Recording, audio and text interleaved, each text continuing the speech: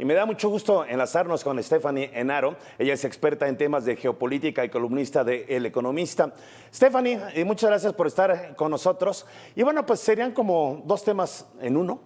Vamos a entrar como en paquete. Primero, se cumplen 2 años pues de este asalto al Capitolio, donde pues seguidores de Trump no estaban contentos con el triunfo de Biden, no aceptaban y bueno, pues toman el Capitolio. Exactamente 2 años después, también en enero, pues sucede una situación similar donde simpatizantes de Bolsonaro pues no aceptan evidentemente el triunfo de Lula da Silva y pues toman los principales poderes. Y bueno, pues esto ocurre justamente cuando mañana se reúnen los 13 líderes pues de esta cumbre de América del Norte, donde uno de los principales temas entre Estados Unidos, México y Canadá, pues tiene que ver con una mayor integración pues de los países en toda América Latina, pero pues con este problema serio que hubo en Brasil, pues me gustaría que nos comentaras ambos temas, pero vamos a empezar, Stephanie, por favor, primero con la importancia de esta cumbre de líderes de América del Norte y qué representa que se esté llevando a cabo ya en nuestro país. Adelante, por favor. Bueno, antes que nada, muy buenas noches, Leonardo. Creo que es muy importante comenzar por donde estamos comenzando, porque a nivel geopolítico, hoy más que nunca importa que Norteamérica logre consolidarse como región. Tenemos una China que a finales del 2020 firmó un tratado de comercio con los países del este asiático que promete hacerle una competencia muy fuerte a Estados Unidos y por eso consolidar la región norteamericana es importante hoy más que nunca. Pero yo creo que primero habría que preguntarnos si realmente Norteamérica es una región, porque es una región con 2 culturas, donde, bueno, con 3, no hay que olvidar a los quebecuas, en donde prácticamente una pesa más que las otras 2, y cuando los mexicanos cruzamos la frontera nos piden visa.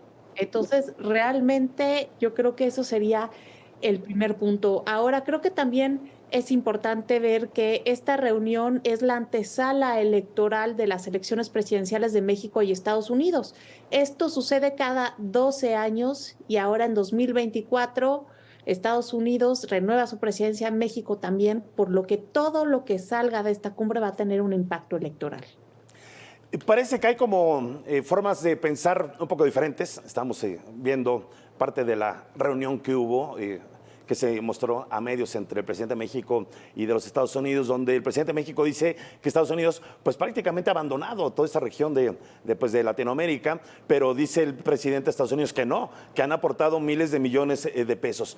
Por otro lado, México casi corrió en temas, por ejemplo, de medio ambiente, que van a ser también de los temas importantes, pues casi corrió a todas las empresas españolas diciendo que había intervención de otros países, cuando finalmente pues México firma contratos con empresas estadounidenses para poner, por ejemplo, energía eólica, ¿no? Y en el tema, por ejemplo, del terrorismo, pues está esa duda si finalmente la detención del Chapo, del hijo del Chapo, pues tuvo que ver algo o no con la visita del presidente de los Estados Unidos, sobre todo tomando en cuenta pues que es un cártel que afecta mucho a Estados Unidos en el caso del fentanilo. Entonces, pues hay como muchos temas ahí, digamos, importantes y no sabemos cómo se vayan a ir tomando. ¿Y qué nos puede platicar de esto? Creo que haya sido como haya sido, la captura de Ovidio Guzmán, que fue el jueves de la semana pasada, es un muy buen golpe de relaciones públicas para la apertura de esta cumbre. Uno de los dolores de cabeza que hay en la relación bilateral es el narcotráfico, y el cártel de Sinaloa es uno de los principales en la importación clandestina de fentanilo, y el año pasado Estados Unidos batió récord en el número de muertes por sobredosis. Entonces creo que de alguna manera esto es una victoria para el gobierno mexicano, y también no hay que olvidar que estamos atravesando por uno de los periodos más sangrientos en la historia de México. Ahora, también esto pasa el mismo día que Biden confirma que aterriza en el AIFA, que va a visitar a la frontera, que va a aceptar a 30,000 migrantes entre haitianos, venezolanos, cubanos, y que México también va a aceptar el mismo número. Entonces, es imposible no ver el cronograma y darnos cuenta que eso pasó en el mismo día, junto antes de esta reunión tan importante que va a definir prácticamente el final del sexenio. ¿La extradición se tiene que dar? ¿La extradición de Ovidio a los Estados Unidos? Tiene Ovidio una orden de aprehensión por el Distrito de Columbia. De alguna manera ya está girada una orden. Lo que han dicho es que no va a pasar tan rápido y que Estados Unidos tiene pues un tiempo limitado para pedirlo. Yo creo que podría ser bastante probable porque es un año electoral y llevar a Ovidio Guzmán a Estados Unidos podría ser un acierto para la administración de Joe Biden. Stephanie, regresando un poquito a lo de la inmigración, ¿cómo interpretas tú el que México pues esté, digamos, obligado, no sé si estará obligado, pero a dar visas humanitarias pues a los centroamericanos, 30,000 visas pues mensuales humanitarias? ¿Qué lectura le das a esto, Stephanie? Desde el lado de derechos humanos, creo que es un acierto, pero creo que también tenemos que poner los pies sobre la tierra y hablar sobre nuestra realidad. 30,000 al mes, estamos hablando que van a ser cerca de 360,000 al año. Los empleos que se crearon en el 2002 son cerca de 750,000. Estamos hablando prácticamente de la mitad. Eso quiere decir que no tenemos la capacidad de absorber esa mano de obra que va a llegar y el reto va a ser crear empleos, pero también el reto va a ser los problemas de racismo, porque tenemos que aceptar que tenemos un Donald Trump interno y de la misma manera que somos racistas entre nosotros, también lo hemos sido con los centroamericanos y probablemente también con estos migrantes que lleguen, porque México no está acostumbrado a recibir a tantas personas, menos del 1% de la población mexicana es de origen extranjero y nos falta evidentemente mucha educación para lograr que esto sea una transición exitosa, porque no todo mundo es como las patronas, que son este grupo de mujeres en Veracruz que alimentan a los migrantes que van subidos en la bestia. Y por último, antes de pasar esta situación de Brasil, me gustaría que hablaras un poquito sobre el tema de las energías limpias, que es uno de los temas que más interesan al gobierno de Joe Biden. Y básicamente pues tiene que ver con el litio, con toda esta parte en Sonora, el generar una industria de baterías de litio para los vehículos futuros eléctricos. Pero sin embargo, en México tiene cero experiencia en el litio. Por otra parte, bueno, pues ya sabemos, el presidente de México nacionaliza el litio cuando no pertenecía a ninguna otra nación y ya estaba dentro de nuestro país, algo que no se entendió muy bien qué pasó y algo medio raro. Pero bueno, finalmente México podrá tener alguna ganancia importante o el ganón será Estados Unidos en cuestiones de energías limpias y de industria.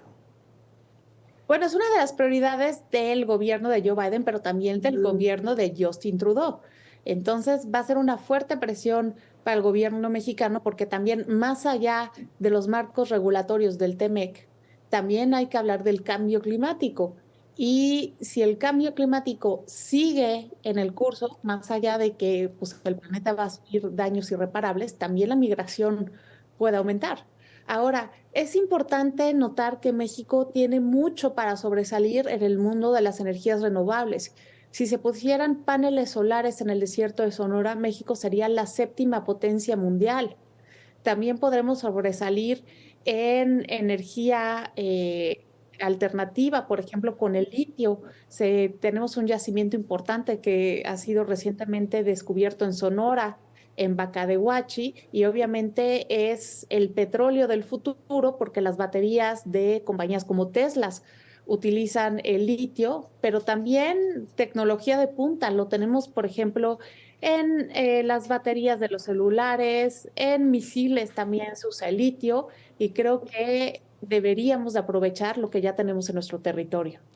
Oye, Stephanie, pero no es un poquito contradictorio el discurso del gobierno de México de estar pues hablando de este gran plan Sonora y bueno, pues la mañana es constante los mensajes que da el presidente sobre la importancia de generar las energías limpias, cuando al mismo tiempo pues se sigue apostando pues por los combustibles fósiles? ¿Qué nos puedes comentar sobre eso? Tiene que ver con el nacionalismo que está arraigado con nosotros en el caso del petróleo, por ejemplo, despierta esas emociones nacionalistas que al final de cuentas se traducen en capital político. Y como bien lo saben los que se dedican a esto, La mayoría de las personas no se van a acordar si algo pasó o no, pero sí se van a acordar de cómo algo los hizo sentir. Y si lo ves desde ese punto de vista, pues es bastante valioso porque está cumpliendo un sueño que se ha traído arrastrando en México desde hace mucho. El tema es que ese sueño ya perdió algo de vigencia porque el mundo ya cambió bastante desde 1938.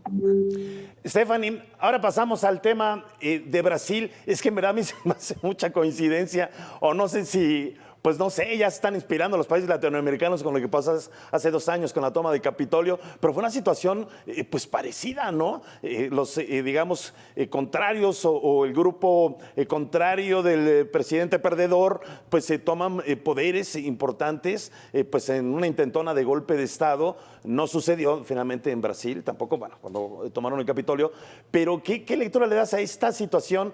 Pues muy parecida, o no sé, o cómo lo ves tú. También suma la que Bolsonaro está en Orlando, que es donde vive Donald Trump. Digo, no es que tenga alguna relación, pero qué casualidad. Ahora, es importante ver lo que está pasando en Brasil, porque Lula llegó diciendo que iba a ser un presidente para todos, y al final la va a tener muy difícil porque hay algunos que de plano no lo ven como su presidente, y hay que notar que estas elecciones en Brasil solamente pues estuvieron divididas por 2 millones de votos. Le ganó Lula solamente por 2 millones de votos a Bolsonaro, lo cual traducido a términos brasileños es bastante poco. Y esto quiere decir que a pesar de que él ya se fue, pues que el bolsonarismo no ha muerto, que domina el Congreso y que tal vez unos pensábamos que el mayor reto de Lula iba a ser el económico y ya nos estamos dando cuenta que va a ser el político, porque va a tener que lidiar con los bolsonaristas en lo social y también en el Congreso. ¿Qué tanto pueden preocupar estos grupos de ultraderecha radicales? Incluso, pues algunos medios, incluso locales en Brasil, están hablando de que ya hay tintes fascistas. ¿Es posible esto o no? Es posible porque estamos hablando de extremos, estamos hablando de una extrema derecha, no es una derecha del centro y de alguna manera el mismo Bolsonaro es responsable de este comportamiento por los comentarios que siempre hizo cuando estaba hablando en público. Ahora, también hay que ver que estamos viviendo un contexto de democracia contra autocracia a nivel global y que la democracia liberal está en su punto más bajo. Lo que está pasando en Brasil es importantísimo, pero no hay que olvidar que la democracia también se está tambaleando en Perú y que conforme vaya aumentando la crisis económica, podríamos ver a más gobiernos de la región en esta crisis. Creo que realmente estamos entrando a tiempos muy complicados. A ver, te hago esta última pregunta, Stephanie.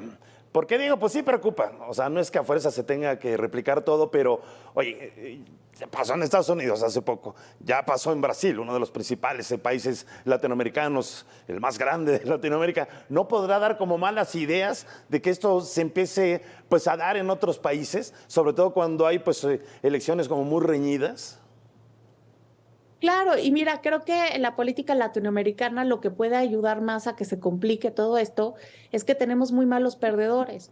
Una de la manera en que los políticos permanecen vigentes, aunque pierdan, es decir, que les hicieron fraude. Entonces lo hacen sin pensar en las consecuencias que esto tiene para las instituciones, y esto es lo que estamos viendo en Brasil. Aquí en México también lo tuvimos en el 2006 y tuvimos un plantón en Reforma. Entonces, cuando hay poblaciones tan divididas que cada una sostiene una versión diferente de la historia, esto es lo que puede ocurrir.